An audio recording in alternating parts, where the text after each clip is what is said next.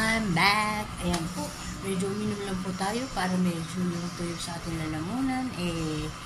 Maalis po yung pagka-dry. Dahil sa sobrang init, nanggaling po ako sa palengke dahil, ayan po, malengke po. So right now, ayan po. Ayan po kasi ang aming menu for today is sinigang papat. Ayan. Sinigang pang aming lulutuin ng amin. Hindi po ating sinigang.